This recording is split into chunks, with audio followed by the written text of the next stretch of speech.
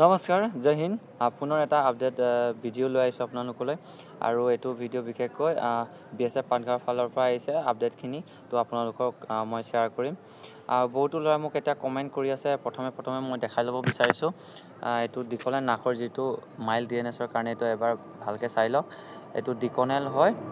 ডিকনেল মই নামটো ভালকৈ কৈ দিছোঁ, জাইলম এটাজেনেল হাইড্ৰক্লৰাইড এণ্ড চাৰ্বিটাল নাছাল ড্ৰপছ IP বুলি আপোনালোকে ফাৰ্মাচীত ক'ব। আকৌ এবাৰ মই নামটো কৈ দিছোঁ, জাইলম এটাজেলিন হাইড্ৰক্লৰাইড এণ্ড চাৰ্বিটাল নাছাল ড্ৰপছ IP বুলি আপোনালোকে ক'ব। এইটো ডিকনেল বুলি ক'লেই আপোনালোকে ফাৰ্মাচীত আপোনালোকক উলিয়াই দিব। বহুতে বাৰে কমেণ্ট কৰি আছে, দাদা এইটো দেখাওক, ফটো দিয়ক বা নামটো ভালকৈ কওক, আমি ফাৰ্মাচীত পোৱা নাই। এনেকুৱা আপোনালোকক আকৌ মই দেখাই দিছোঁ। এইটো আপোনালোকে চাই লওক ভালকৈ আৰু নামটো লিখি লওক। লিখাৰ পাছত আপোনালোকে ফাৰ্মাচীৰ ওচৰত যিকোনো ফাৰ্মাচীত আপোনালোকে দিব, তাত দেখাই দিলে আপোনালোকক এই মেডিচাইনটো দি দিব। আৰু যিসকল মাইল্ড DNSৰ আছিলে এইটো আৰু চাইনাছৰ আছে, আপোনালোকে সেইটো দৰৱ ইউজ কৰক, বহুত ভাল হয়, এইটো কাম দিব, আপোনালোকে আনি লওক। আৰু আশা কৰিছোঁ এইটো কমেণ্ট আকৌ পুনৰ আপোনালোকৰ দিবলগীয়া নহয়, কাৰণ মই আজি এইটো ক্লিয়াৰ কৰি দিছোঁ ভালকৈ, নামটোকো দিছোঁ আৰু ইয়াৰ ফটোটোকো দি দিছোঁ।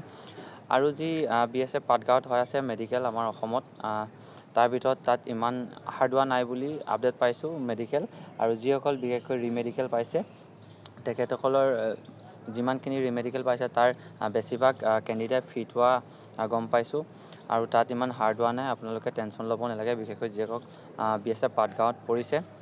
আৰু তাত আপডেট পোৱা মতে যিখন ডিষ্টেঞ্চ ভিজন হয়, সেইখন আপোনালোকক স্পীড অকণ মাতিব দিছে বোলে।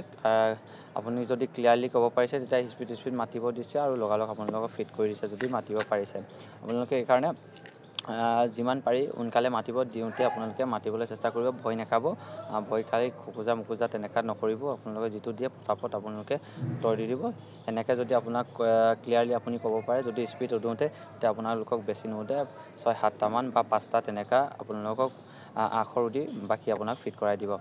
আৰু আমাৰ অসমৰ কেণ্ডিডেটসকলে বহুত বেছি টেনশ্যন লৈ থকা দেখা গৈছে। বিশেষকৈ মোৰ কমেণ্টত ইমান কমেণ্ট কৰি আছে, এনেকুৱা মোৰ মেডিকেল পইণ্ট আছে, মোৰ কি হ'ব, মই এনেকৈ দেখাই মেলিও কিবা হোৱা নাই, মোৰ মেডিকেল পইণ্ট হ'ব নেকি। তো ব্ৰাদাৰ আপোনালোকে ইমান টেনশ্যন নল'ব। বিশেষকৈ আপোনালোকৰ যদি ফিট হ'ব মন আছে, গ্ৰাউণ্ড ফিট হ'ব মন আছে, আপোনালোকে অকণো টেনশ্যন নল'ব আৰু ভয় নাখাব। মই বাৰে কৈ আছোঁ।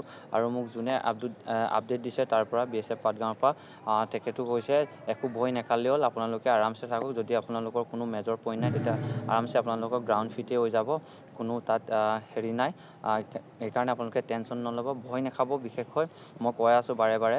আৰু যিসকল RME পাব, RME পালেও যদি আপোনালোকৰ কোনো মেজৰ ইছ্যু নাই, বিশেষকৈ এজনে মোক কেপিটাছ বেলগাছ আছে বুলি ৰিমেডিকেল দিছে বুলি মোক জনা আছে। তো মই তেখেতক কৈছোঁ RME যিসকল দিয়ে ৰিমেডিকেল, এইসকলৰ যদি 10টা দিয়ে তাৰ 8টা ফিট হোৱা চান্স থাকে, যদি মেজৰ নহয়। মানে সৰু পইণ্টত যদি আপোনালোকে ৰিমেডিকেল পাইছে তেতিয়া আপোনালোকৰ চান্স বহুত থাকে ফিট হোৱাৰ। গতিকে আপোনালোকে ইমান টেনশ্যন নল'ব। বিশেষকৈ BPত যদি আপোনালোকৰ ৰিমেডিকেল পোৱা নাই তেতিয়া আপোনালোকে টেনশ্যনে ল'ব নালাগে, আৰু আৰামছে যাব, আপোনালোকৰ ফিট হোৱা চান্স আছে। আৰু বিশেষকৈ নাকৰ কাণৰ দাঁতৰ কিছুমানে কৈ আছে, সেইবোৰৰ যদি প্ৰব্লেম আছে আপোনালোকক 2-3 দিন সময় দিছে। সেইটো যদি চিভিল হস্পিটেলত আপোনালোকে ENT ডক্টৰত গৈ পেলাই আপোনালোকে যদি এখন চাৰ্টিফিকেট লিখাব পাৰে, তেতিয়াও ফিট কৰি দিয়া দেখা যায় বহুতো চেণ্টাৰত। তো এতিয়া আমাৰ সেইটো বেটছত বা এইটো 2025ৰ মেডিকেলত সেইটো ছিষ্টেম আহিছে নাই ক'ব নাজানো, এতিয়ালৈকে মই আপডেট পোৱা নাই এইটোৰ বিষয়ে। তথাপিও আপোনালোকক ৰিভিউ মেডিকেলৰ কাৰণে কি কৰিব, এটা প্ৰাইভেট হস্পিটেললৈ নিব আৰু তাতে আপোনালোকৰ ৰিভিউ মেডিকেল কৰিব। আৰু তাত যদি আপোনালোকৰ কিবা একো মেজৰ প্ৰব্লেম নহয়, আপোনালোকে ফিট হৈ যাব।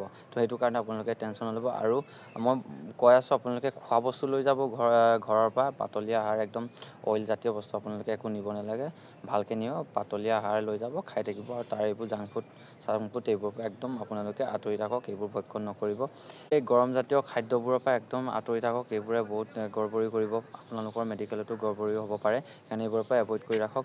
আৰু বহুতে কৈ আছে অভাৰৱেটৰ কিবা আপডেট আহিছে নেকি। তো আপোনালোকক জনাওঁ যে আপোনালোকৰ যিটো অভাৰৱেট বা আণ্ডাৰৱেট, সেইটো কাৰণে মই আগৰ ভিডিঅ'ত কৈছোঁ, যদি আপোনাৰ সন্দেহ কৰে ডক্টৰজনে আপোনাৰ এজৰ লগত আৰু হাইটৰ লগত আপোনাৰ যদি বডিটো ফিট হোৱা নাই, আপুনি যদি এজটোৰ লগত আপোনাৰ যদি হাইটটো বেছি আছে বা তাতকৈ আপোনাৰ বডিটো সৰু আছে তেনেকুৱা ধৰণৰ সন্দেহ হ'লে বা বেছি শকত হৈ গৈছে আপোনাৰ এজটো লৈ পেলাই আৰু হাইটটো লৈ পেলাই বেছি শকত হৈ গৈছে মোটা হৈ গৈছে তেতিয়া যদি আপোনাক সন্দেহ উপজিব আপোনাৰ ওপৰত তেতিয়া আপোনাক কি কৰিব আপোনাৰ ৱেটটো জুখিব পাৰে তেতিয়া আপোনাৰ কি কৰিব এইটো আৰএমই পোৱা চান্স থাকে যদি আপুনি নৰ্মেলি থাকে বিশেষকৈ মই আপডেট পোৱা মতে এতিয়ালৈকে অভাৰৱেটৰ কাৰণে কি এনেকৈ প্ৰত্যেকজনকে চেক কৰা নাই বুলি পাইছোঁ আৰু যিটো এনেকৈ আপোনালোক যদি সন্দেহ কৰিব সন্দেহ উপজিব ডক্টৰজনে আপোনাৰ ওপৰত তেতিয়া আপোনাক এইটো ৱেটৰ কাৰণে চেক কৰিব পাৰিব চেক কৰিব পাৰে তেতিয়া আপোনাৰ যদি এইটো ইহঁতৰ ক্ৰাইটেৰিয়া মতে নোলায় তেতিয়া আপুনি আৰএমই পাব পাৰে তো এইটো কাৰণেও বহুত প্ৰব্লেম নাই মই কৈ আছিলোঁ আগৰকেইটা ভিডিঅ' যদি অভাৰৱেট হৈ আছে আপুনি কি কৰিব লাগে কি কৰিলে আপুনি কম দিনতে আপোনাৰ ৱেট কমি যাব যদি আণ্ডাৰ ৱেট হৈ আছে মই কৈছোঁৱেই যদি আপোনাৰ কম ওজনটো আছে আপোনাক যদি পাতলা দেখায় আপোনাক যদি চেকআপ কৰিবলৈ লৈ যায় আপোনাৰ ৱেটটো মাপিবলৈ লৈ যায় তেতিয়া আপুনি কি কৰিব পাৰিলে পানী খাই ল'ব কিবা এটা কৰি আপুনি পানী 2 লিটাৰ 3 লিটাৰ খাই দিব মানে 2 লিটাৰ 3 লিটাৰ কিন্তু খাবলৈ অকণ টান হয় তথাপিও আপোনালোকৰ যদি ফিট হ'ব মন থাকে তেতিয়া খাব লাগিব যি কৰি হ'লেও তাৰ উপৰি আপোনালোকক মই কোৱা আছিলোঁ কল খাবলৈ কাৰণ কলে বহুত আমাৰ ওজন সোনকালে বঢ়াই দিয়ে আৰু এইকেইদিন যাৰ আণ্ডাৰ ৱেটো আছে আপোনালোকে কল খাওক একো সেইবোৰ হেৰি নকৰিব কল খাওক আৰু যিটো মই কৈছোঁ পানী খাব জোকাৰ আগত তো আপোনালোকে ফিট হোৱা চান্স থাকিব আৰু বিপি হৈ আছে মোৰ বিপি ডাউন আছে এনেকুৱা আছে তো বিপিৰ ক্ষেত্ৰতো মই কৈ আছোঁ আপোনালোকে তালৈ যোৱাৰ পাছত অলপ নেচাৰেলি আপোনালোকৰ মানে ভয় এটা ভাৱ আহি যাব মনতে তেতিয়া কি হ'ব প্ৰেছাৰটো যেতিয়া আপোনাক চেকআপ কৰিব তেতিয়া আপোনাৰ ভয় ভাৱটো যেতিয়া আহিব আপোনাৰ অট'মেটিকলি কি হ'ব প্ৰেছাৰটো অকণ আপ হৈ যাব তেতিয়া আপোনাৰ যদি ডাউন হৈ আছে তেতিয়া নৰ্মেল হৈ যাব যদি একেবাৰে আপোনালোকৰ ডাউন আছে তেতিয়া আপুনি কি কৰিব পাৰ মাংস তেনেকুৱা এতিয়া যদি আপোনালোকৰ টাইম আছে পাৰ মাংস তেনেকুৱা অক্তিয়ালি গৰম বস্তু খাই দিয়ক তেতিয়া আপোনালোকৰ প্ৰেছাৰ বাঢ়ি যাব বা ইয়াতকৈ যদি কিবা আছে আপোনালোকে ডক্টৰৰ ওচৰত যাওক ডক্টৰৰ পৰামৰ্শ মতে আপোনালোকে কামটো কৰি লওক আৰু আজি আপডেটখিনিয়ে ইমানেই মই আকৌ যদি আপডেট পাই থাকোঁ আপোনালোকক জনাই থাকিম আপোনালোকে এই ভিডিঅ'টো শ্বেয়াৰ কৰি থাকক বেলেগবোৰ যাতে গম পাই যায় কি মেডিকেল পইণ্টত ৰিভিউ মেডিকেল পাইছে বা কোনবোৰ পইণ্ট বেছিকৈ ধৰিছে তো এইবোৰৰ পৰা যাতে সিহঁতো হাৰি যাব পাৰে তো ভিডিঅ'টো শ্বেয়াৰ কৰি দিব আজি আপডেটটো ইমানেই আছিলে আকৌ মই বেলেগ এটা আপডেট ভিডিঅ' লৈ আহিম ধন্যবাদ জয় হিন্দ